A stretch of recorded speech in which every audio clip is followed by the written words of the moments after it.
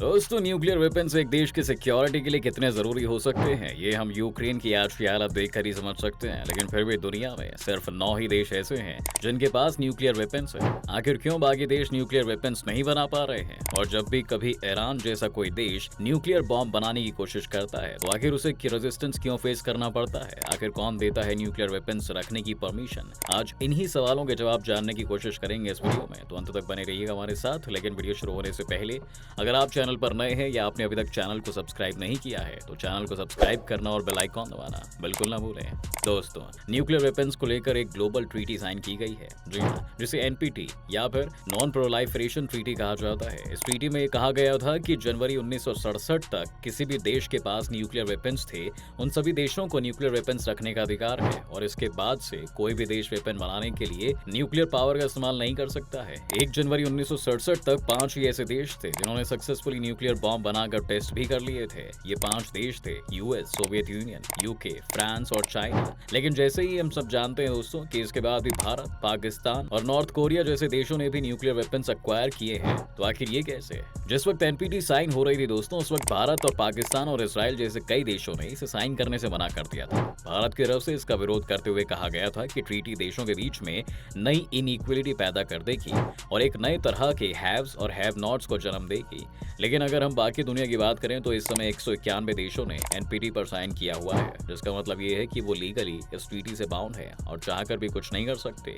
इसमें north Korea एक exception है, क्योंकि उसने पहले एनपीटी पर साइन किया था, लेकिन 2003 में वो अपने देश को इससे बाहर ले आए थे। ये ट्रीटी शुरुआत में पहले 25 साल के लिए ही साइन की गई थी, लेकिन 25 साल बाद जब ये सभी देश आपस में फिर से मिले तो उन्होंने इसे अनिर्दिष्ट काल तक के लिए एक्सटेंड कर दिया था, ताकि दुनिया में शांति बनी रहे। तो अभी तक फिलहाल हमने 5 इनिशियल मेंबर्स और फिर भारत, पाकिस्तान और नॉर्थ कोरिया को मिलाकर 8 ऐसे देशों की बात की है जिनके पास न्यूक्लियर वेपन्स है। लेकिन एक और देश है जिसके न्यूक्लियर वेपन्स के बारे में हमेशा से ही सभी को डाउट रहता है, और वो है इसराइल। जी हाँ, इसराइल की पॉलिसी है कि वो न्यूक्लियर वेपन्स की पॉसिबिलिटी को ना ही कंफर्म करते हैं और ना ही डिनाई करते हैं, पर दुनिया के ज्यादातर मिलिट्री एक्सपर्ट्स ये बात मानते हैं कि इसराइल के पास भी न्यूक्लियर वेपन्स मौजूद हैं।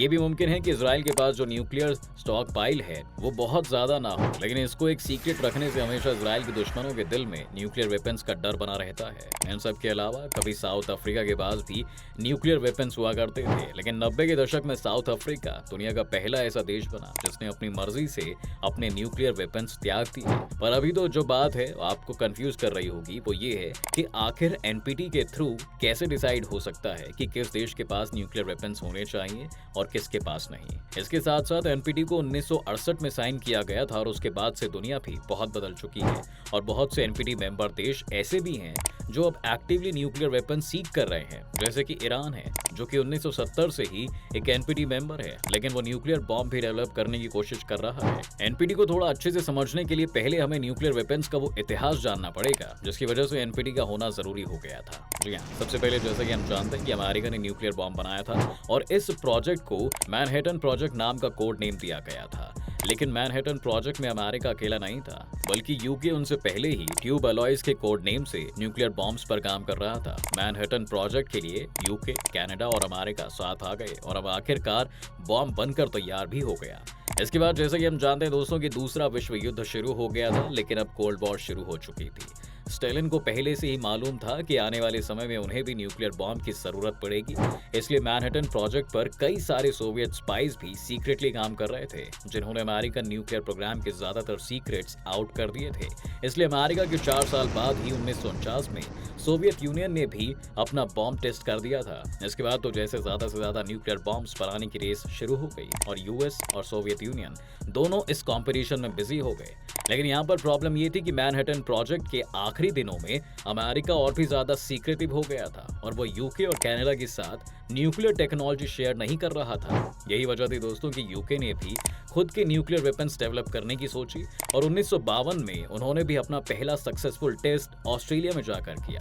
इसके बाद अगला देश फ्रांस था, जो दूसरे विश्व युद्ध के दौरान नाजी जर्मनी के अधीन हो गया था, लेकिन उसके बाद से भी लगातार न्यूक्लियर वेपन्स डेवलप करने की ओर ध्यान दे रहा था। इसके बाद 1956 सुएज कैनाल क्राइसिस आ गए, जिसमें इसराइल, ब्रिटेन और फ्रांस ने मिलकर इजिप्ट पर हमला कर दिया ताकि वो सुएज कैनाल पर कब्जा कर सके। लेकिन तब अमेरिका ने यहाँ इजिप्ट की तरफ से इंटरफेयर किया और यूके और फ्रांस जैसे अपने अलाइज को अमेरिका ने ग्लोबल स्टेज पर शर्मिंदा कर दिया। इसके बाद यूरोप को भी समझ में आने लगा कि अब उनकी कॉलोनियल पावर्स खत्म हो रही हैं और आने वाले कई सालों तक अमेरिका नई सुपर पावर बनकर राज करेगा। फ्रांस को भी यहाँ पर लगा कि उन्हें अपनी रिसर्च तेज करनी होगी और तब उन्होंने इसराइल के साथ मिलकर अपना पहला न्यूक्लियर वेपन 1960 में टेस्ट किया। इस प्रोजेक्ट में इसराइल पूरी तरह से इन्वॉल्व था और इसराइली साइंटिस्ट के पास सारा फ्रेंच डेटा मौजूद था। जी हाँ, इसलिए कहा जाता है दोस्तों कि इसराइल के पास भी तभी से न्यूक्लियर बॉम्ब है, लेकिन वो खुले तौर पर इसे स्वीकार करने से बचते हैं। खैर, जब वेस्टर्न पावर्स एक के बाद एक न्यूक्लियर बॉम्ब्स टेस्ट कर रही थी, तब चीन ने भी न्यूक्लियर बॉम्ब बनाने की सोची और उनके लिए अच्छी बात ये थी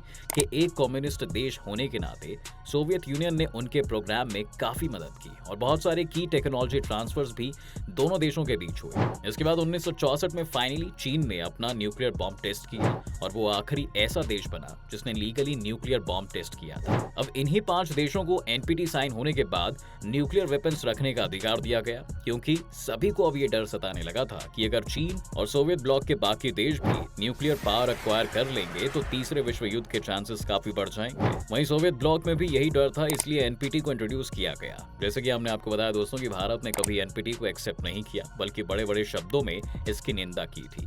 इसके बाद से भारत को भी समझ आ गया कि हमें भी जल्द ही एक न्यूक्लियर पावर बनाना है। यूं तो नेहरू के समय से ही न्यूक्लियर एनर्जी पर काम चल रहा था, लेकिन तब तक भारत का मत ये था कि वो न्यूक्लियर पावर को बिजली बनाने के लिए इस्तेमाल करेंगे। लेकिन बदलती दुनिया को देखते हुए भारत भी बदला और फिर 1974 में भारत ने पहला न्यूक्लियर एक्सप्लोजन किया, जिसे भारत ने एक पीसफुल न्यूक्लियर एक्सप्लोजन कहा। तो जाहिर सी बात है कि दुनिया इससे बहुत खुश नहीं थी, और वो भी तब जब कुछ साल पहले इतने देशों ने एनपीटी साइन की थी और ये कोल्ड वॉर के सबसे टेंस दशकों में से एक था। भारत को न्यूक्लियर टेस्ट करता देख इसके बाद पाकिस्तान को भी डर सताने लगा और तब जुल्फिकार अली भुट्टो ने कहा था कि घास की रोटियां खाएंगे लेकिन हम बम बनाएंगे, और वो भी इस न्यूक्लियर रेस में लग गए थे।